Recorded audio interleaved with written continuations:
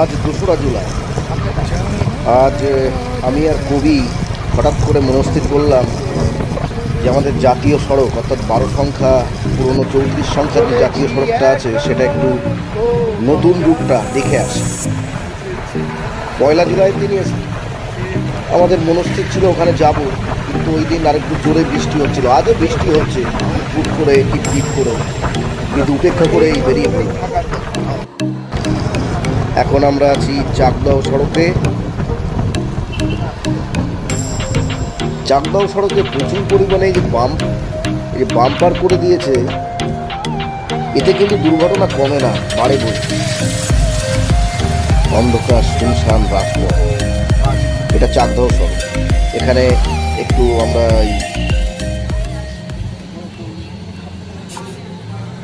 হাওয়া ভরে নিচ্ছি, মোটর সাইকেলে একটু হাওয়া কম ছিল।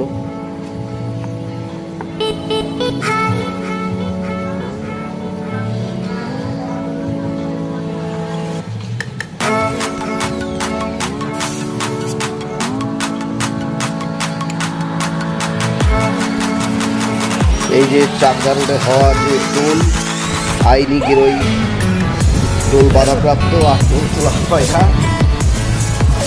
এখন এভাবেই পড়ে আছে।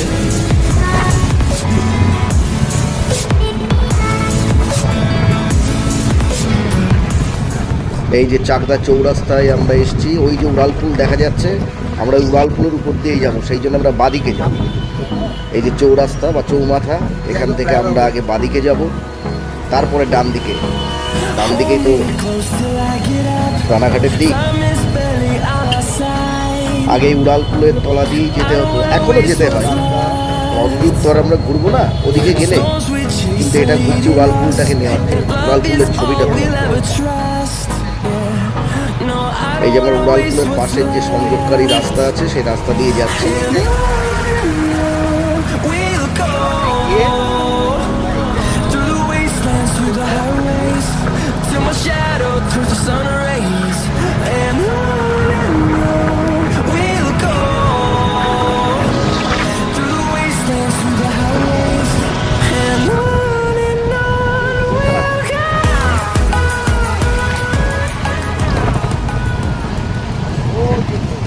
সামনেই মোড়, ইন্ডিকেটার জ্বালিয়ে দিলাম। এবার ডান দিকে যাব।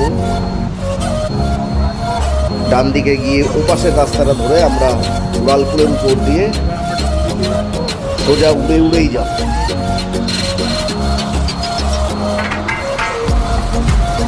গাড়িটা চলে যায়।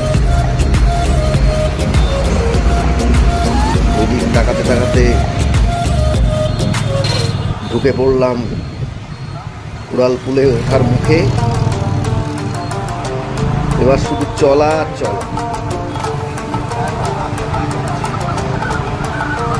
এটার আগের নাম ছিল 34 সংখ্যা জাতীয় সড়ক, এখন হয়েছে 12 সংখ্যা, 12 নম্বর, 34 নম্বর। আমি আবার বাংলা যেগুলো আছে, যেগুলো জানতে পেরেছি বা জানি, সেগুলো আমি বাংলায় বলার চেষ্টা করি।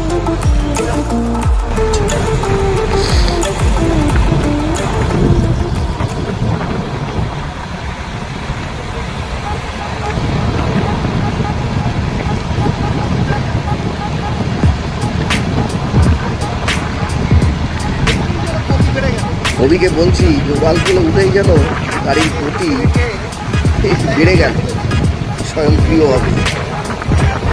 আসলে এত মসৃণ চোখ ধাঁধানো রাস্তা, যেন গলি থেকে রাজপথে এসে পড়ল, যেন গলি থেকে রাজপথে না, রাজপথে এসে পড়েছে।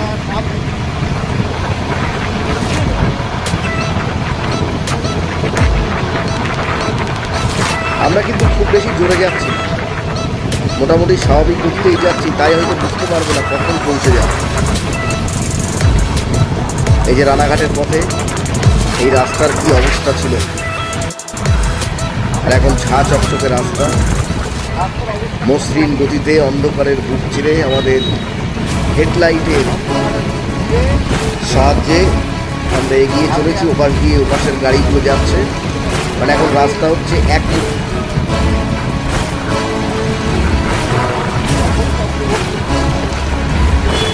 সবথেকে থেকে বড় জিনিস হচ্ছে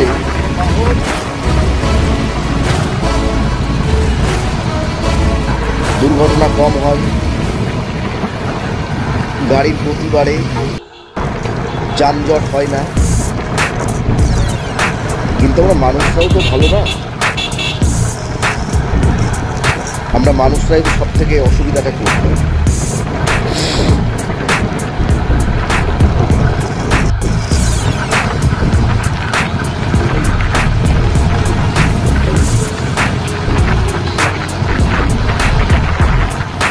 এই যে দেখুন দুজন যাচ্ছে রাজপথ দিয়ে, জাতীয় সড়ক দিয়ে, কিন্তু মাথায় শিরস্ত্রাণ নেই, অত হেলমেট।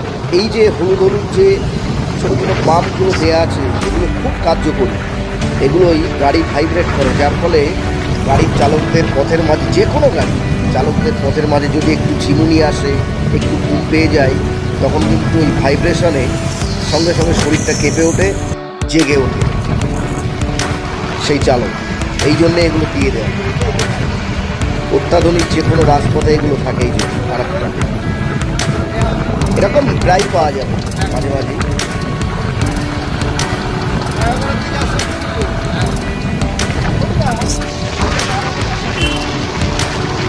এই যে মিশন গেটের আগে যে চার্চ, এর ভিডিও আগেও দেখিয়েছি।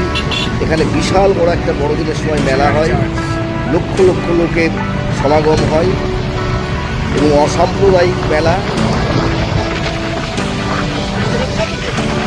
কারণ খ্রিস্টান সম্প্রদায়ের থেকে বেশি হিন্দু সম্প্রদায়ই মেলায় অংশগ্রহণ করে, হিন্দুরা সংখ্যাগরিষ্ঠ তাই। তাদের তো কোনো জাত ধর্ম কিছু যায় না, তাদের তো কোনো অসুবিধা হয় না, মানে আমাদের তো কোনো অসুবিধা হয় না। আমি ওই মেলায় গিয়েছি, ঘুরেছি। আসলে বিভেদটা মানুষে মানুষে করে, মানুষ নিজেরাই ধর্মের বিভিন্ন অপব্যাখ্যা করে এবং সেই অনুযায়ী চলতে বাধ্য করে অন্যদের। অন্যরা অজ্ঞানতার বশে সেই ফাঁদে পা দিয়ে সেইভাবেই বিভেদকামিতায় নিজেদের এগিয়ে দেয়। আমরা এখন এই যে মিশন গেট, রানাঘাট ঢোকার মুখে যে মিশন গেট, যেখানে আমাদের যানজট লেগেই থাকতো, মানে ভীষণ নরক যন্ত্রণা।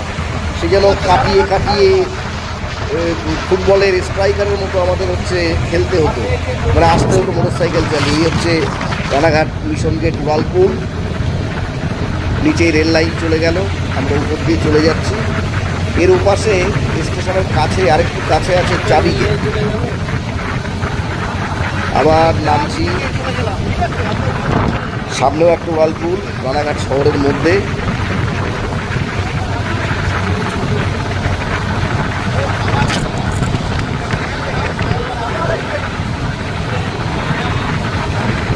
এই যে পাশে সংযোগকারী রানাঘাট শহরের মধ্যে ঢোকার এই যে বাদিক দিয়ে রাস্তা নেমে গেল, যেটা রানাঘাট শহরের মধ্যে ঢোকা যাবে।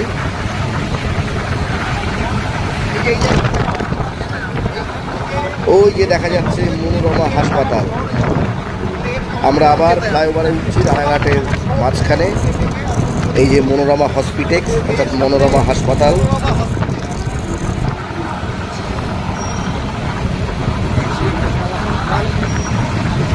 রাস্তা নিয়ে কোনো কথা হবে না, মসৃণ গতিতে মাতলের মতো চলছি আমরা। উড়ালপুল তো যেন উড়ে উড়েই যাচ্ছে, পথে যাচ্ছি, কখন যে সময় কেটে যাচ্ছে মনে হচ্ছে সময়ই লাগছে। কবিও আমার সঙ্গে একমত।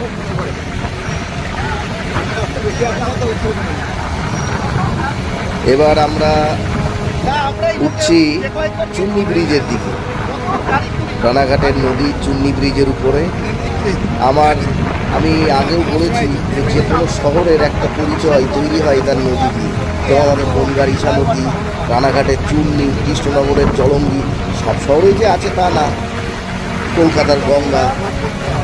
কিন্তু এই চুন্নি নদীর উপরে সেতু, এবং দুপাশেই সেতু, একক সেতু নয়।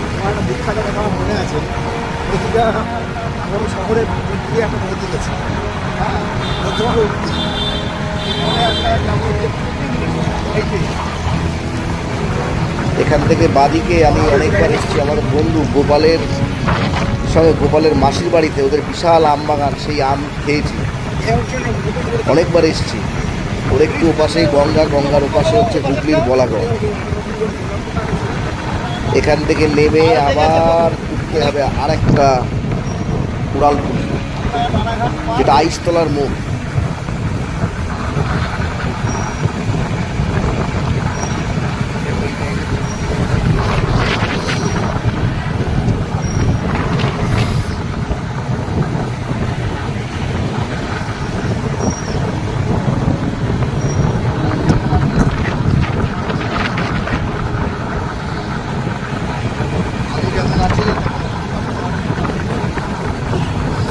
এই যে আইসতলা মোড়, এই আইসতলার উড়ালপুলের উপর দিয়ে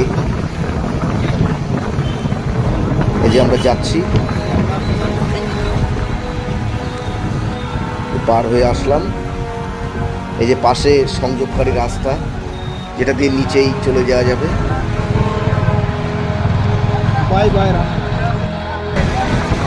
এই আবার একটা উড়ালপুল, এই যে আইসতলা উড়াল।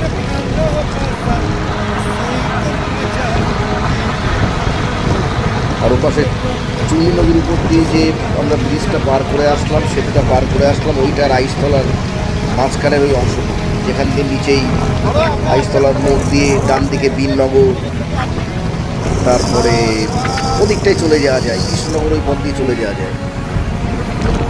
আর এই পাশের যে ব্যারিয়ারগুলো করে দিয়েছে, এই যে গার্ডগুলো, এই যে লোহার, এইগুলোর জন্যে অবাঞ্ছিত লোকজন, গাড়ি ঘোড়া, হুটহাট বা কোনো প্রাণী হঠাৎ করে চলে আসতে পারে।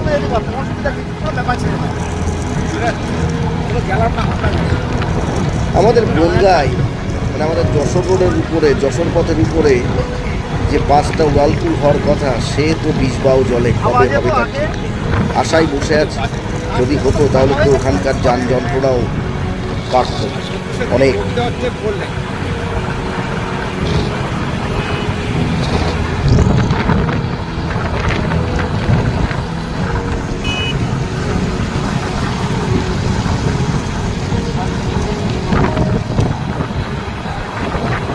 আমরা যে জায়গাটায় আছি এখান থেকে কৃষ্ণনগর মাত্র 30 কিলোমিটার, তার মানে কত তাড়াতাড়ি চলে এসছি।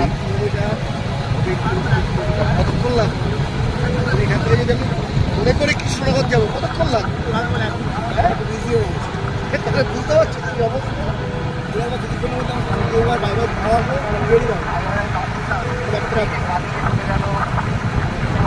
এই এখন হবিবপুরে ঢুকলাম, এই যে গাড়িকে চলে গেল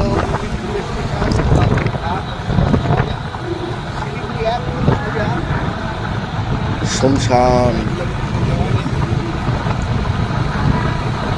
এখন শুধু গাড়ি আর গাড়ি, রাস্তায় লোকজন খুব কম, রাত হয়ে গেছে, আর এদিকটায় তো লোকজন কমই হবে। এই যে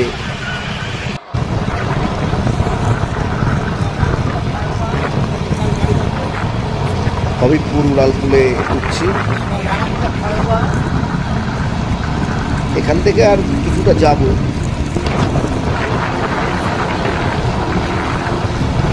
কারণ শান্তিপুর ওদিকটা উড়ালপুল দেখানো হয়ে গেছে। শান্তিপুর, কৃষ্ণনগর,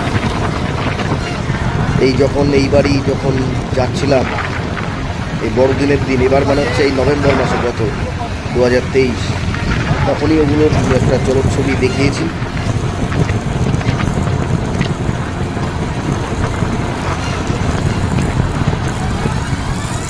আলোর খেলা,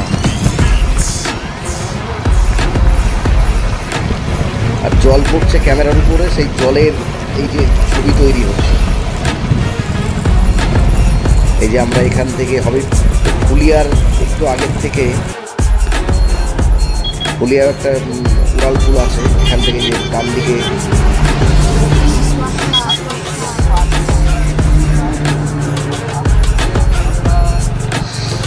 আবার ফিরছি, বাড়ি ফেরার ফলা। আপনাদের সামনে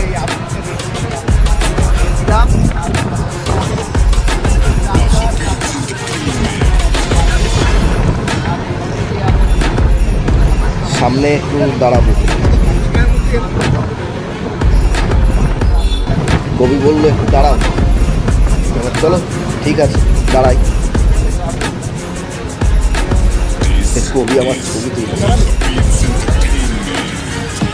আমাদের এই সমস্ত যাত্রাপথের আজকের চিত্রগ্রাহক কিন্তু কবি কবীন্দ্রনাথ। প্রিয় বন্ধুরা, আজকে কবি আর আমার ইচ্ছা হলো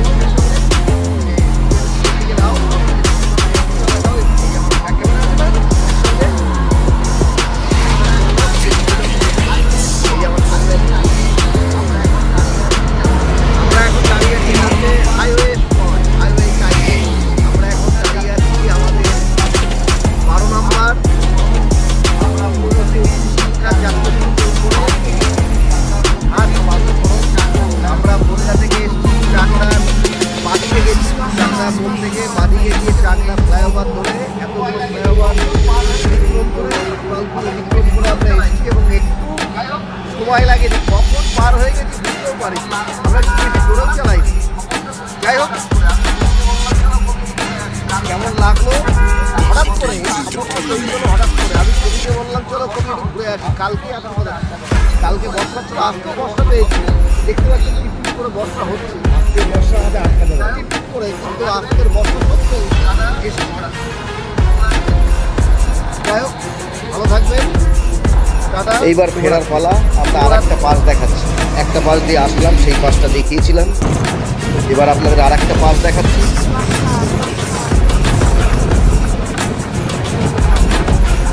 আমাদের 12 সংখ্যার জাতীয় সড়কের আর একটা পাস দিয়ে আমরা ফিরছি, যে পাস দিয়ে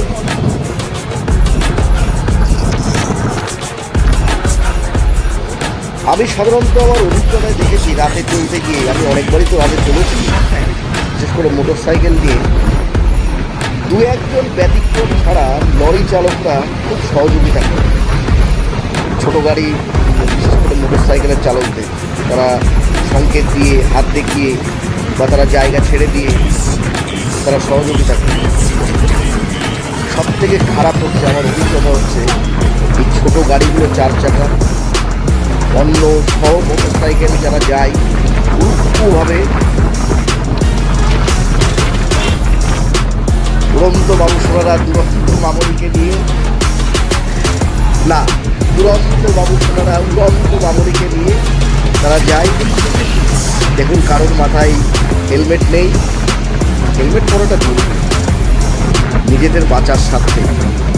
আর কখনোই যেন বাজে চালানো না হয়, জোরে অবশ্যই চালানো উচিত, ফাঁকা জায়গা দেখলে, ফাঁকা রাস্তা দেখে, কিন্তু ঘুরে ঘুরে চড়ে চড়ে এদিকে ঘুরিয়ে ঘুরিয়ে মোটর সাইকেল ঘুরিয়ে চালানো উচিত না। আমি যখন একবার কাশ্মীরে যাই, জম্মু থেকে আখনুর যাওয়ার পথে একদম খাড়া রাস্তার ধারে লেখা ছিল নজর ঘটি হাদসা ঘটি, এইটা যেন মাথায় থাকে। আর ঘুম ঘুম পেলেই সঙ্গে সঙ্গে কোথাও একটু দাঁড়িয়ে নিতে হয়। না, আমরা তো এইদিকে এসছি, আমাদের ঘুমানোর কোনো প্রশ্নই আসে না, কিন্তু অনেক দূরের সফরে যারা যাবে, সে ছোটো গাড়ি, বড় গাড়ি, মেজো গাড়ি, ছোটো গাড়ি, যে গাড়ির চালকই হয়,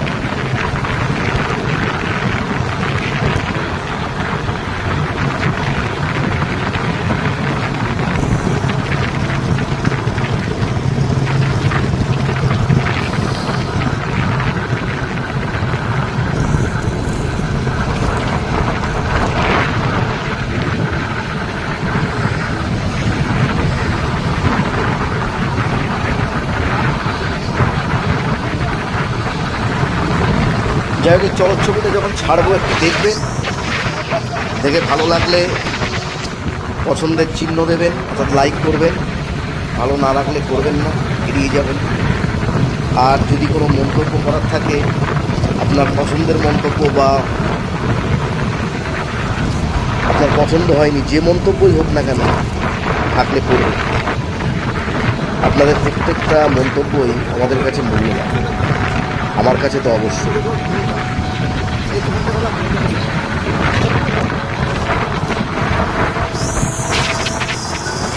সামনে একটু দাঁড়াবো, কফি খেতে হবে।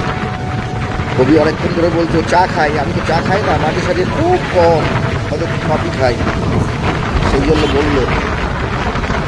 বা কফি বলতে বলতে যে বাবার যে দুধের গাড়ি যাচ্ছে, এই যে আমরা একটু দাঁড়িয়েছি একটা দোকানে, হাতে ঘুঁটো বিস্কুট। কৃষ্ণনগর থেকে ফিরে বাড়ি ফেরার পথে আমরা কটার সময় বেরিয়েছিলাম? 8:20-20-25 হবে, আমি 8:10-এর সময় বাড়ি থেকে বেরিয়েছি। ফ্লাইওভারের জন্যে এত তাড়াতাড়ি পৌঁছে গেলাম বলার কথা না। কত পারফেক্ট, কবি ভালো বলতে পারবে। কবি বলুন। এই আমাদের বাহন। ভালো থাকবেন সবাই।